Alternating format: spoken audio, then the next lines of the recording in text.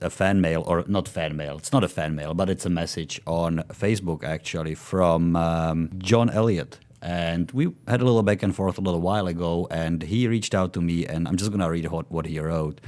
Listening to your latest podcast episode, I assume you have an Inspire 2. Do you ever shoot with the CineSSD? One thing I've noticed shooting in D-Log is that the footage of the micro SD cards and the SSD are not the same when you grade them. Weird color and compression issues of the micro SSD versus the SSD. I think a lot of it is related to color depth. ProRes versus H.264. D-Log does a lot better with the 10-bit color versus the 8-bit. Also, love listening to you guys having similar experiences to what I have. Like ND8 has been my only ND filter I've needed for the X5S. All right, cool. Awesome. John, thank you very much for reaching out. Yeah, thank you. I did save your message, actually, because I think it's relevant for a couple of reasons. Yes, you are absolutely correct.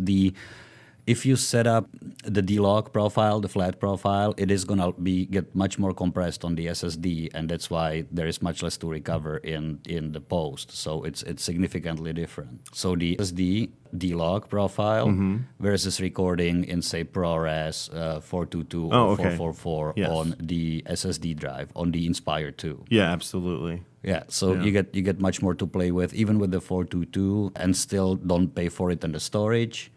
In the ProRes 4444, it's very it's uncompressed pretty much, but you do pay for it in the storage. So just be ready. And if you're one of the things I discovered, if you're working with a client and they're planning on having the footage dumped on site, I always make sure that they understand how large these files are and what to expect from, say, half a day shoot or a day shoot, because it's happened a few times when there was an issue.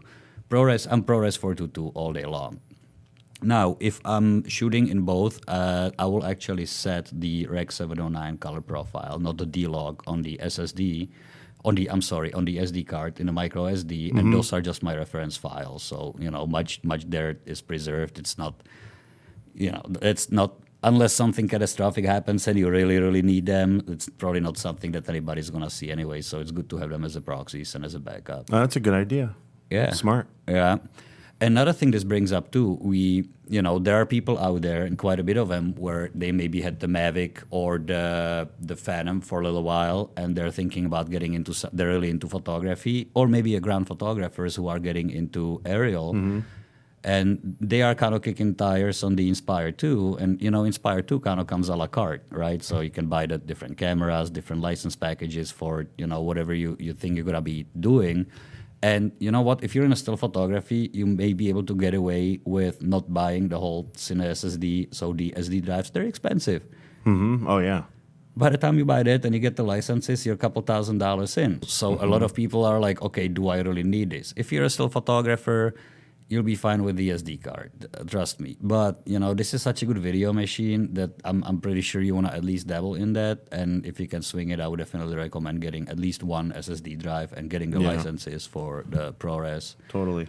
We've experimented with the Cinema DNG, but it's, it's another different workflow. I never had anybody ask for it. It shoots a DNG. It's just the raw photographs. Then get your video out of it as in a workflow, in a post. I'm just, not sure. It just takes up a lot of space. It's an additional step and not something that I see people using there. Not that there is no use for it. I'm pretty sure there are people who do use it. It's just doing what we do, probably not.